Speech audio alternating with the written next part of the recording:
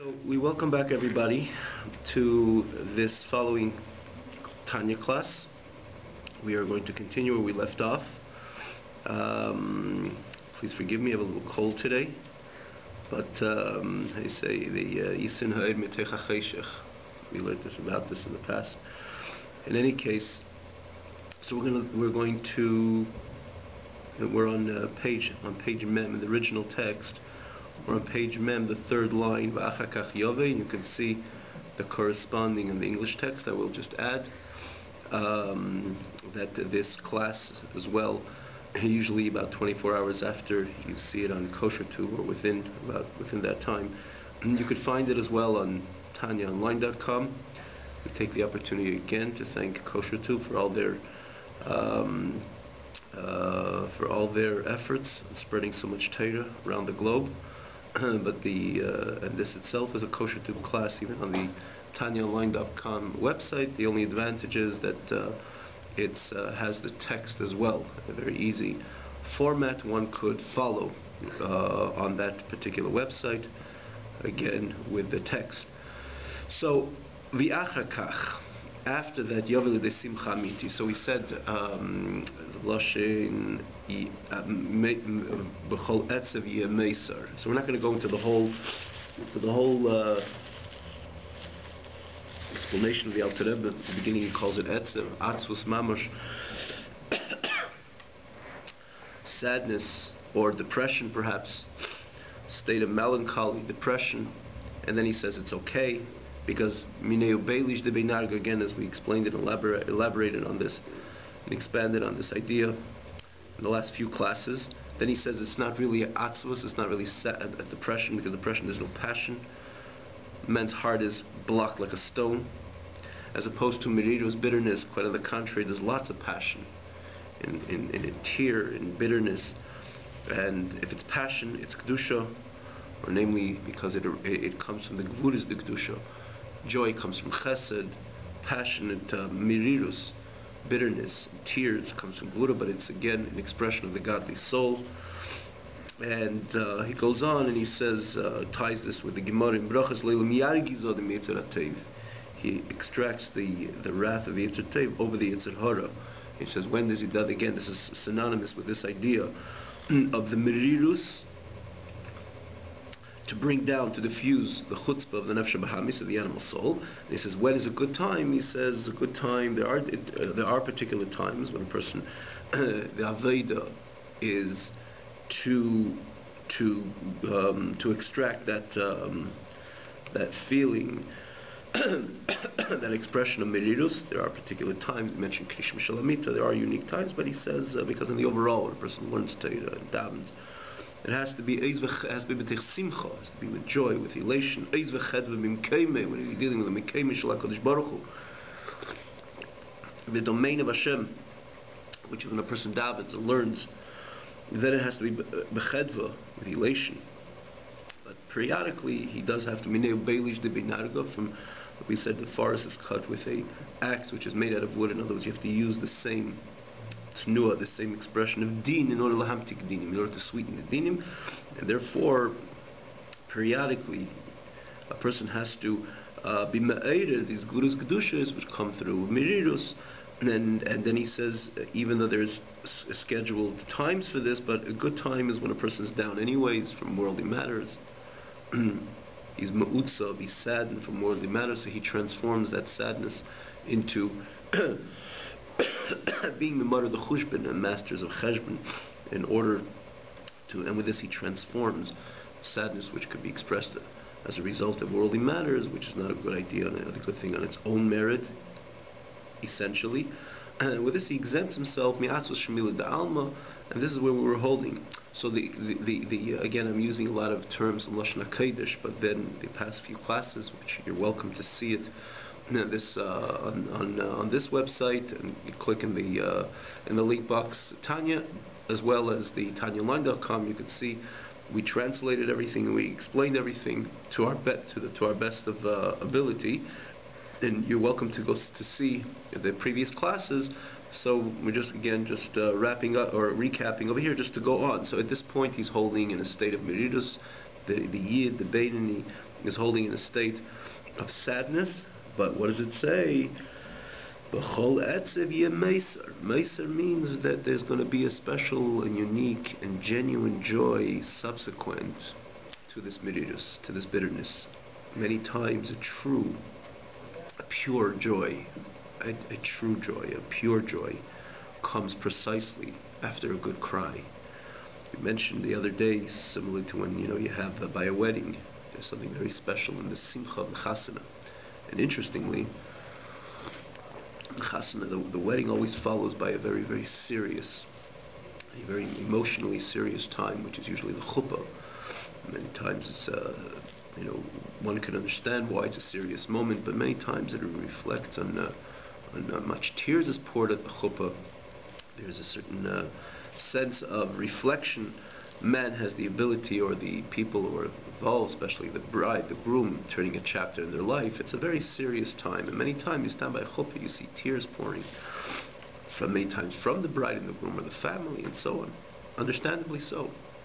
But that itself, when it follows the wedding, which is again the simcha, the joy, the elation of the wedding, it's not just because this is the one of the most joyous celebrations which exist.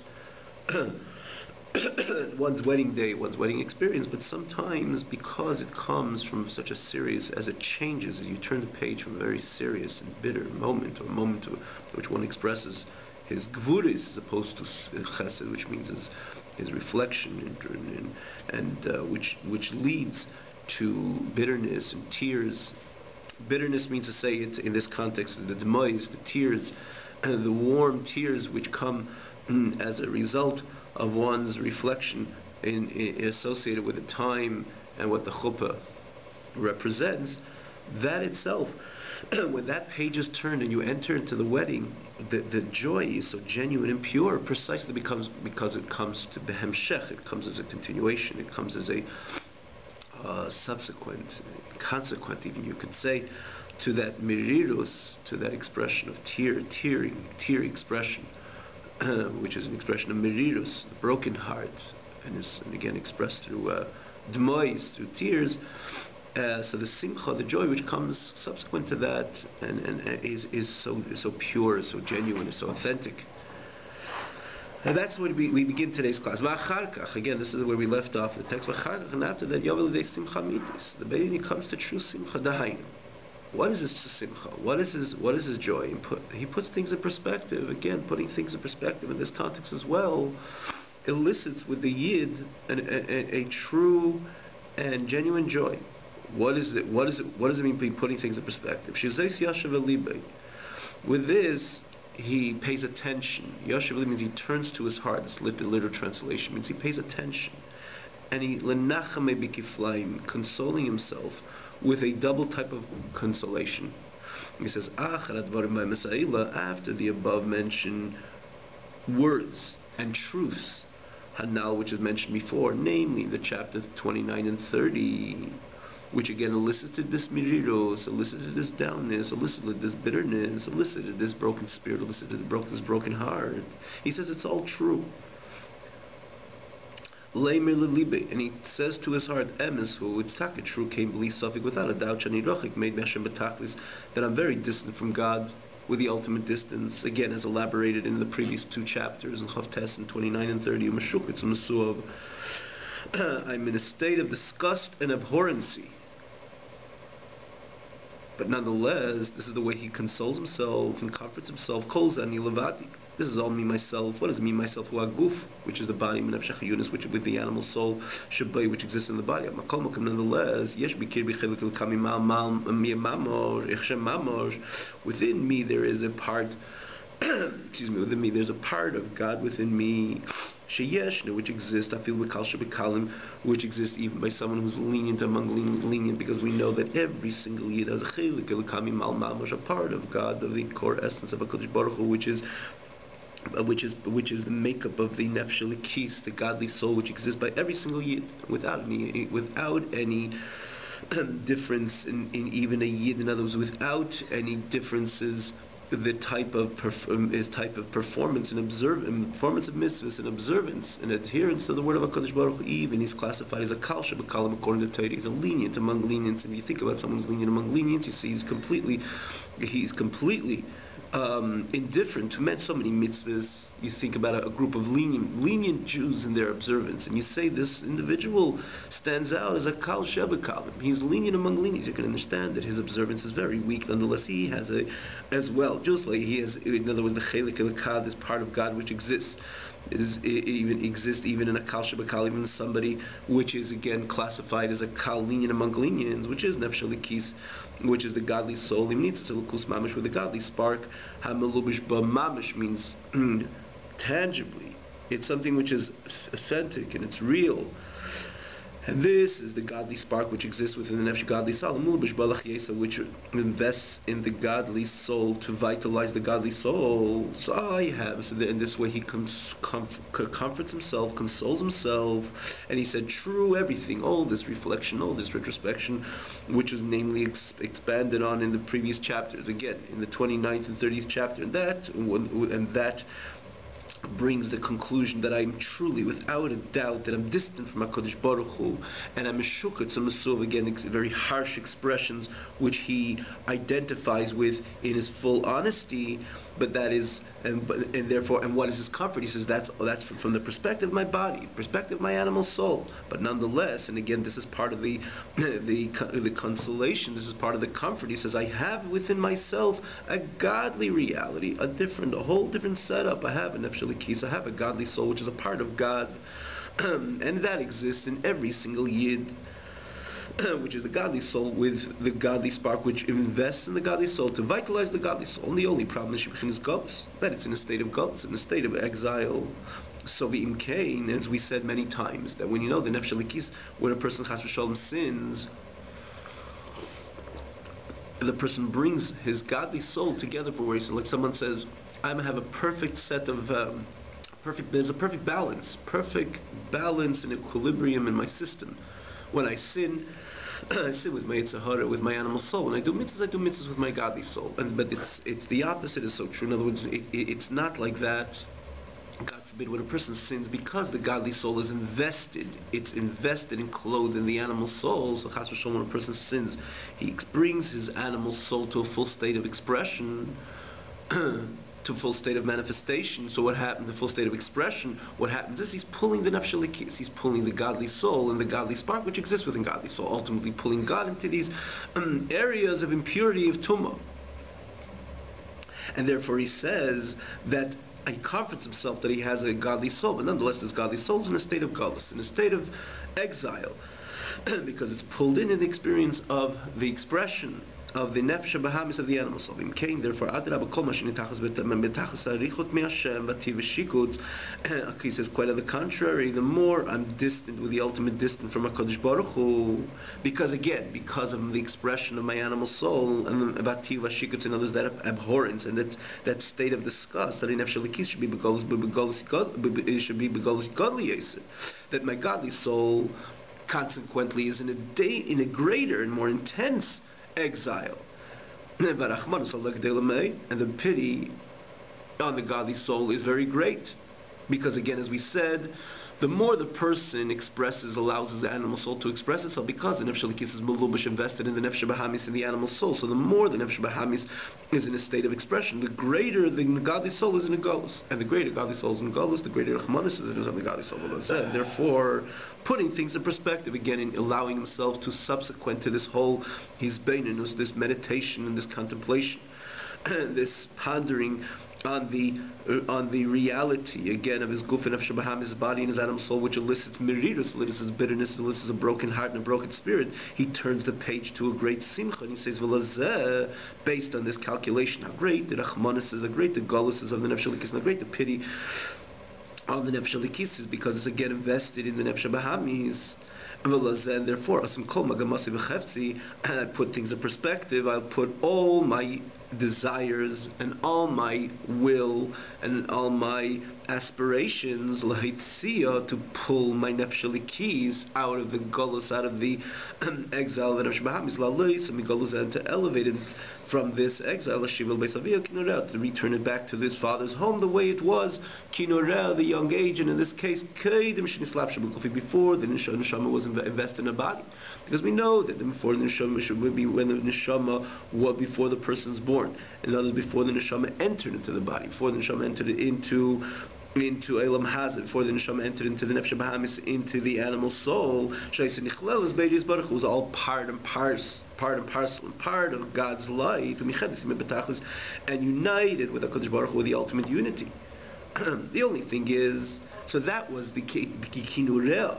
In other words, when the neshama was base of via, kinurel, in its youth, in this case, in this context of youth, means before the person was born, meaning to say before the nefesh alikis, the godly soul entered into the body.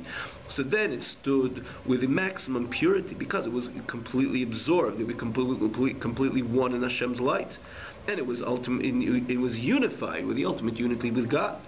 So he says, and if I put this in perspective, so I have the ability to yank the godly soul, even after the godly soul did invest in body and did invest in the nefesh bahamis, I'm able to yank it away and to bring it to its original and previous and original state when it was one with God prior to the state prior it invested in the body, prior the person was born. He says, I have the ability to bring it back to its original state. V'gam atokein, again, this is part of the simcha, this is part of his nechama, this is part of his consolation, this is part of his comfort. V'gam atokein, even now that I have the ability that my neshama should be completely absorbed and part of one and unified with HaKadosh Baruch Hu. How do I do that? And I'll put all my desire and all my aspirations in learning Torah and doing mitzvahs, to invest all my 10 levels, my chokhmah, bin and das, my cognitive faculties and my emotional faculties, to invest in learning Torah and doing mitzvahs. And with this, I will take my neshama and yank it out of the gullus, of the exile, of the incarceration, of the impurity, or its association with the nefesh bahamis, with the animal and the animalistic, and yank it away and bring it back to its original state. Again, how do I do that? When I will, and again I have the ability to do so, to invest my whole magamasi, which means my entire aspiration in Torah mitzvahs. Befrat, and where do you see it evidently? Befrat means that feel this is every single piece of Torah the person learned, everything mitzvah he does, ultimately he's yanking the nefesh alikis away from the nefesh bahamis.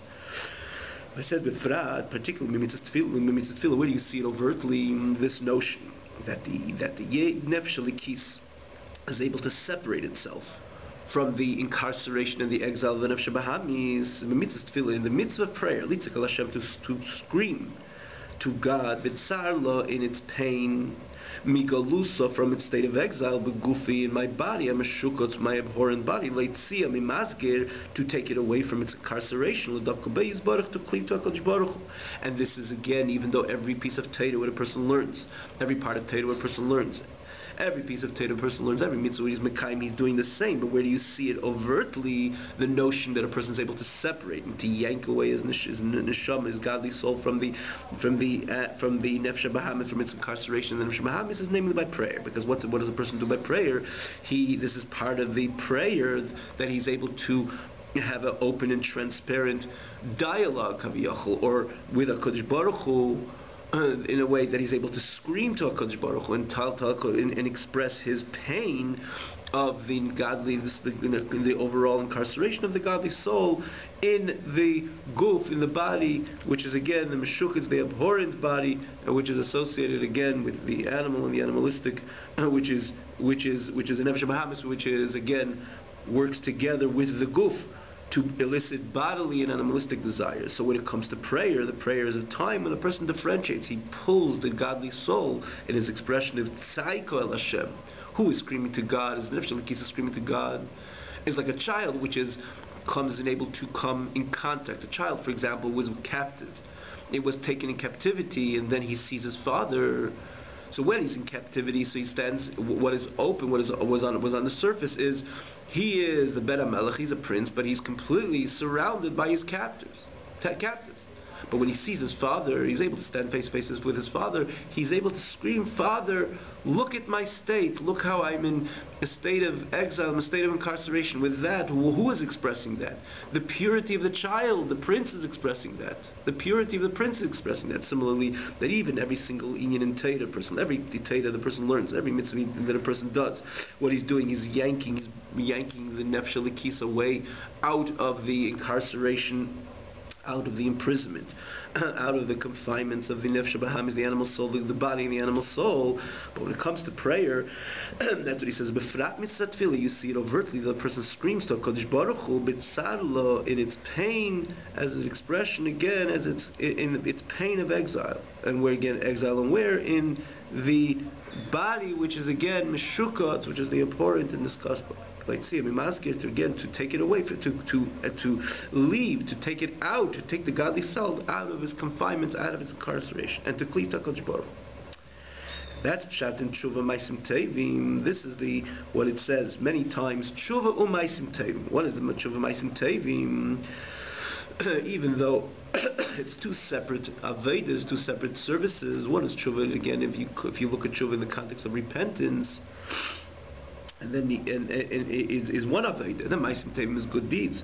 But he says many times when tshuva and ma'asim tevim are said together, because really what the Maimed Azal is saying in Gemara or Mishnah of our blessed memory, when they bring the term tshuva ma'asim tevim, what they're really demonstrating is not the tshuva in the context of repentance. It's the ma'asim tevim, the good deeds when a person ma'asim tevim, these are the good deeds that a person does. Which he does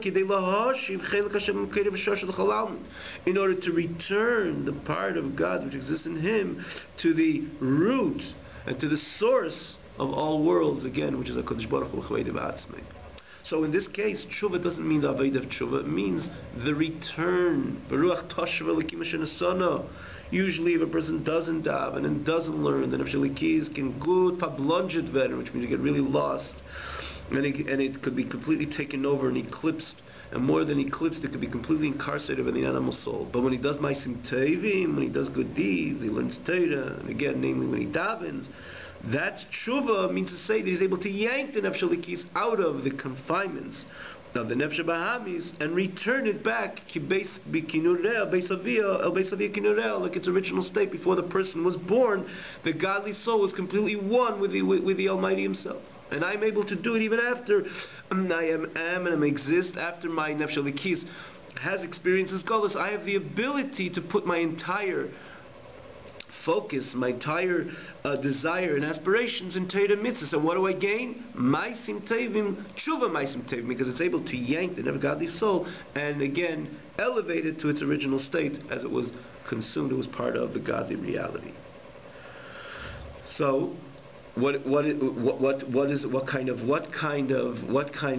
expression, what kind of emotional expression does a person experience when he puts things in perspective, with the perspective which is brought over here in these few lines of Tanya? It's obvious of simcha.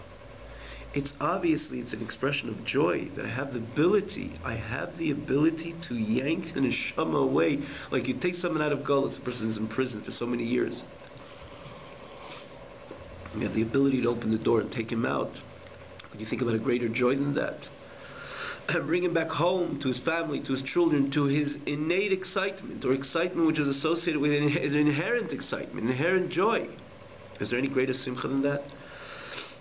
So the hisbeinenus, which deals with in the chapter Lamed 29 and 30, that is focusing, which elicits mirirus, bitterness, and so on. That's the focus on the gullus itself. The focus is on the animal soul and the body and the bodily expressions and then the animalistic expressions, etc.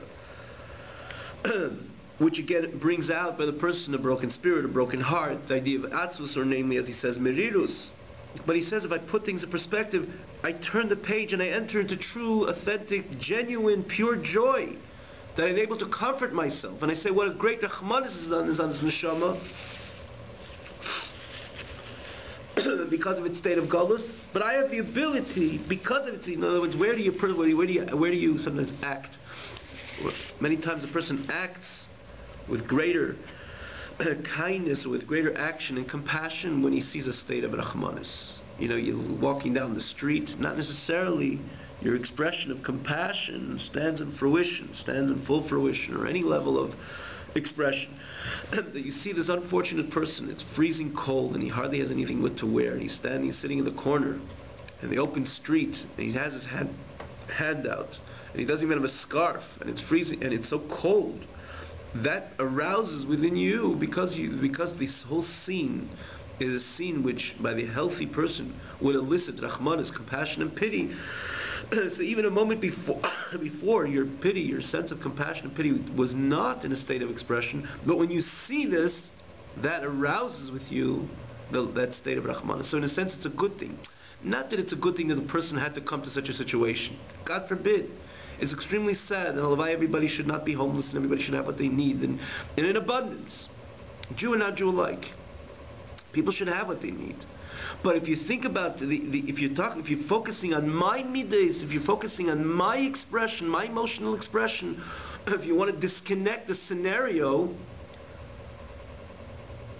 to my emotional expression, you say quite on the contrary. It's a good thing, because a moment before, my rachmanus was completely concealed, and it was not in a state of expression. This scenario brought out with me my sense of rachmanis, and therefore, when a person is pitiful, and a person his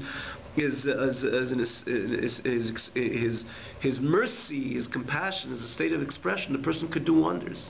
He changes, he transforms, he's elevated to a different spirit, naturally a positive spirit, which usually comes to expression in many, many positive ways. He does so much. He's more giving, he's more charitable, he's more caring, and so on and so forth. So what brought it out? The brought out is the scenario of that impoverished or so unfortunate scenario brought out that emotion with him. And that's what he says over here. It's a double state of consolation and comfort, because quite on the contrary, and I put things in perspective, and I see what kind of great gullus, kind of great exile my godly soul is in my guf, my nefesh bahamis, my bodily, with his bodily desires, and in my animalistic soul with my animalistic desires. Greater is the rachmanis, and if it's a greater rachmanis, I'm able to elicit within myself this compassion in order to yank the nefesh halikis, grab the nefesh halikis, and elevate it and pull it away from its gullus. Again, with any learning Torah and any good deed, and namely when it comes to prayer. And this is meishiv, it takes, and it has enormous koyach to bring my neshama back to its original state. To its original state, when it was part and parcel of the godly reality, before it ever entered into the body of an animal soul. So what it causes ultimately is a simcha, that I have the ability to open the doors of exile and grab my nefesh halikis and elevate it and pull it out of the incarceration of the nefesh bahamis, of the animal soul, and the body, which is again a body which is meshukas. And that's the maisim tevim, which is tshuva maisim tevim, which brings the tshuva, means it returns, it takes the chelik Hashem, it takes the part of God, it brings it to its source, it brings it to its roots. So you can think about a greater simcha than that. It's only expression of joy. And that's what he said. And this is what he continues. Ultimately, this becomes a service all his days. With great joy. He's simchas hanefesh, the joy of the soul. And as he emerges from the abhorrent body, and it returns to its father's home, the way again in his days of his youth, which is again based on a pasuk in Torah, which speaks about the young girl, that she's able at certain times, based on again the nedarim, and that she goes back to her state. In this case, over here, it's an expression of the pasuk which deals with vows and Parshas Mates. So over here, the Alter Rebbe uses the same expression, that this is a great simcha, which is the simcha of the soul as it leaves the abhorrent body and returns to its father, which again its father in heaven, kinurea, as its days of youth, which is in this case before the person was born, when the neshama was completely consumed and part and parcel of the godly reality. And this could be re-experienced b'shas a person learns Torah, and b'shas he does mitzvahs, b'shas Torah v'aveda when he learns Torah, and when he does an aveda again, maybe mitzvahs or aveda, and aveda tefillah. So this is an opportunity for me to yank my neshama out of the golus, out of its imprisonment, of its incarceration. So that is an expression of simcha rabba. I do it, I naturally do it together with, and it's a result of the simcha rabba, the great joy, which is again the joy of the nefesh elikis, leaving the exile of the body and the animal soul. Razal says, Razal said a yid has to be all his days with tshuva. So there's naturally, there's a simple meaning, that because there's so many vulnerabilities in areas where a person throughout his journey in this physical world, there's so many areas where the person could fall, even though we have a complete freedom of choice and we have the mind which governs over heart, but this whole interesting journey, this odyssey through life, brings a person sometimes to areas which he's not supposed to be, and again different levels, and that's what it says. The person has to be kol yom b'tshuva, always doing tshuva. But here the Alter Rebbe just kol yom b'tshuva.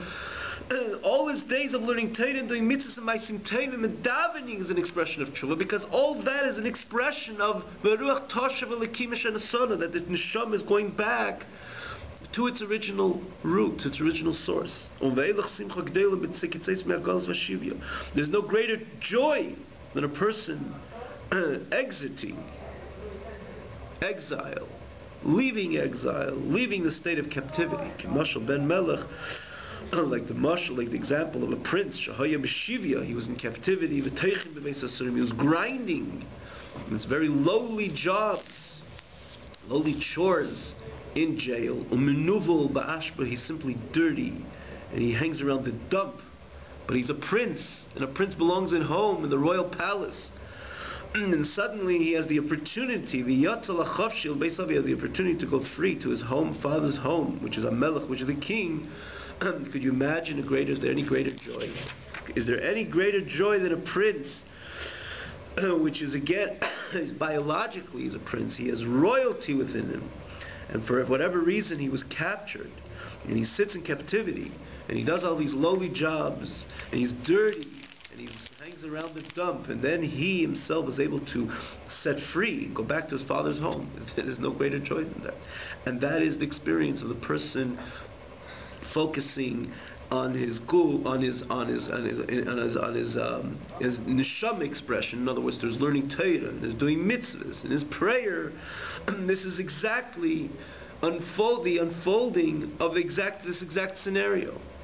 Because the nefesh bahamis, the animal soul, and the body, this is all shikutz and tiyuv. This is state of abhorrency and impurity, and so on and so forth. Again, as we know that this could lead, it's not that the person's body has to be associated with any state of ashpa or nivul, but unfortunately it can.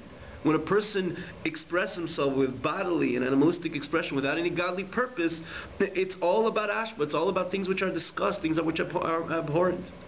And in that is his godly soul. So when he's able to yank his godly soul out of that, that's exactly the scenario of a prince returning back home. From a state of imprisonment, from a state of captivity and imprisonment itself, he has become dirtied with lowly work and dirty and physically dirty, ba'ashba, with areas again of content, of dump content, waste content, etc. And he is able to go set free back to his father's home, again the father, the king. So he stands b'simcha. So he's joyful. So he stands not only b'simcha, but b'simcha rabba, the great joy. So the Rebbe just goes on and he says, so what did you gain? Okay, were you able to get rid of the capture, those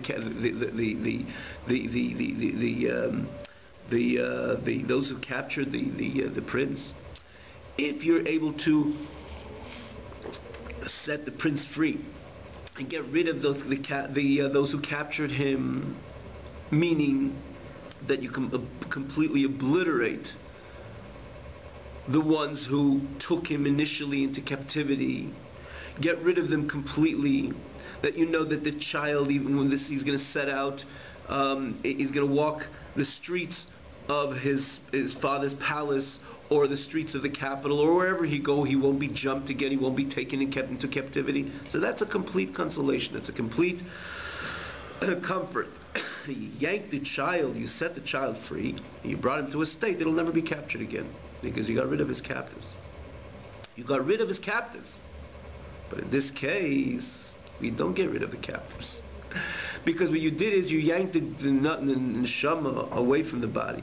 You yanked the neshama away from the nefesh bahamis, the animal soul. But does it mean that the body and the animal soul disappear? God forbid. The person has to live. He has a long life. Arichas yamim means the animal soul is completely intact for a long time, and the body is intact for a long time. Arichas yamim mishanim tevis. But if you look from the perspective of the soul, from the perspective of the simcha rabbah, this great joy, it doesn't seem like a complete joy. It's like similar setting a child, a prince, free and bringing him back home. But in the same token, these captives are hanging around every corner street, and they could jump him and take him back in. So it's just a part-time joy. It's an incomplete simcha, because it's always vulnerable to reoccur. And in this case, Alter Rebbe says it's simcha rabbah, it's a great joy, but it is a certain incompleteness to this joy, because these captives are hanging around every corner. But in this case, which is the body and the animal soul, are still very much intact, especially when it comes to a Beinoni. He has not transformed his animal soul. He has not transformed his body. And they can grab the nefesh or express themselves again with their bodily and animalistic desires. And nefesh is right there, as we said time and again. Nefesh is always invested in the animal soul. When the animal soul expresses himself animalistically, and similarly when the body expresses himself again with bodily desires without any purpose or godly purpose to it. So nefesh again could be reincarcerated in moments, in a spare of a moment. So why is the simcha complete? And that's what Alter Rebbe says. It's like we said in the example. These captives are standing in every corner of the capital and ready to jump the child again. That's an incomplete simcha. And that's what Alter Rebbe says. The body has not changed. You're dealing with a Beinoni. It has not transformed the body. When it comes to a tzaddik, that it transformed. The nefesh bahamis, the animal soul, transformed this body. And everything about him is Kaddish. Like we said about Hillel, when he used to go eat, he says, he said he's Geimel Chesedim Aluva. He looked at his body as a third party, because he himself was all about Kedusha. Everything was completely transformed, because he was a tzaddik. Again, that's the difference of a tzaddik and a Beinoni. The tzaddik has transformed everything. Transformed his animal soul. His animal soul was Yitzhahara, becomes like Yitzhahara. As we explained it and elaborated and expanded on this notion a few times, especially in the beginning, when in chapter Tes and so on, Alter Rebbe deals with this notion of the nefesh of the Yitzhahara becoming completely an ally and completely transformed to like a Yitzhahara. And that's the life of a tzaddik. When his nefesh bahamis has been transformed, his body has been transformed, but here you deal with the Beinoni. That the body has not been transformed. It stands with its disgust and abhorrency. Like it says in Zayah, the body is called mashcha dechavia, it's called the skin of the snake, which again in the very beginning of creation, it's the snake infused into chava, an infusion of impurity, and that is the reason why man, by birth and innately, has an innate, inherent inclination to things which are impure, because again it's moshcha dechavio, it's again associated with the skin of the snake, like it says in Zayar. So the body has not been transformed and stands with its same sense of disgust and abhorrency. By the Beinoni, the essence of the animal soul has not been transformed to be included, to be absorbed in holiness. So how can he be completely happy? There's a compromise in his joy over here. So Rebbe says, focus. Stay focused. Stay focused. The Lashon, we'll read it inside. But Rebbe says, do not mix the joy and the elation of the soul with the bitterness and the sadness of the body.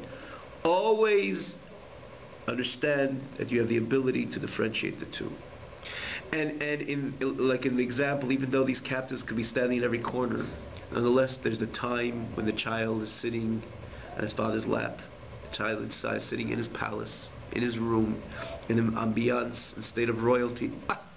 The child could rejoice.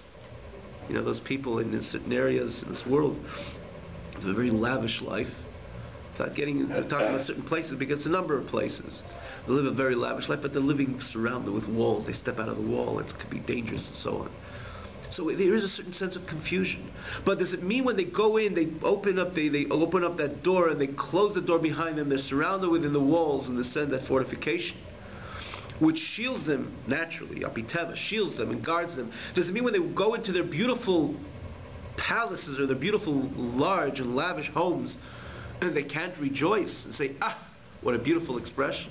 True, outside there's negative forces, and the moment I cross out to the other side of the wall, I got to look after myself, and so on and so forth, and I'm always vulnerable to be attacked, etc. But when I go in, I have the ability to allow myself that when I'm within these walls, I could express a full state of simcha, full state of expression of joy and elation. Similar to the child, when he's sitting in his palace, sitting in his bedroom, or sitting together with his king, with the father, the king, it's unequivocal and unchallenged, and you can express it with an unlimited expression of joy and elation and profound joy, knowing that the moment he'll maybe step out, there'll be these captives in different corners will try to grab him and hunt him again. And the same thing the Alter Rebbe says, don't mix. We know that you have a body. You know the body can grab and express itself again with its animalistic and bodily desires without any purpose or godly purpose. And then again, the Nefesh Elikis will go back into exile. As we said again, the Nefesh Elikis is always invested in the body and the Nefesh Bahamis.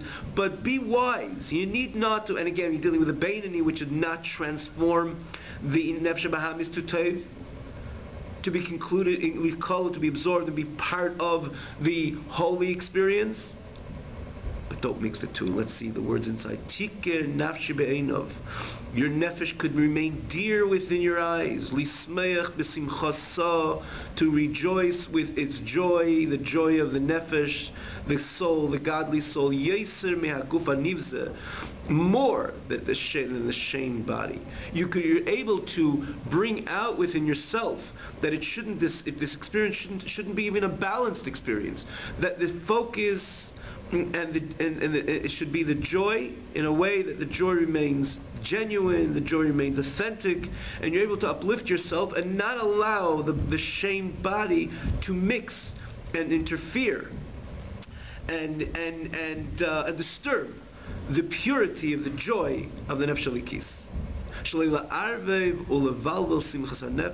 Not to mix and not to confuse the joy and elation of the soul with the sadness which comes as the focus and the expression of the focus on the negative dimension of the animal soul, and in this case he says the body. Have a very good night. Beth Hashem will continue. Hopefully, maybe next week we'll be able to finish the Peirik. Dr. Rebbe brings a beautiful word till we hear from Pari. Beautiful pirush based on everything we said. Again, we're going to continue Beth Hashem next coming week. Dr. Rebbe says a beautiful pirush on the parsha we just read last week. Ki borach ha'om, Yidden ran away from Mitzrayim. Dr. Rebbe asks a beautiful question over here in Pshuta Shel Mikra, in the simple understanding of the pasuk. But Alter Rebbe explains it so beautifully based on this explanation which we just had today. He puts it so beautifully and so eloquently into the pasuk, and he really points out what really transpired when the Jewish people left Egypt, for the reason that Torah uses the word baruch, that the nation had to run away. But again, we look forward this coming week to go on with a Peirik. In the meantime, have a wonderful evening.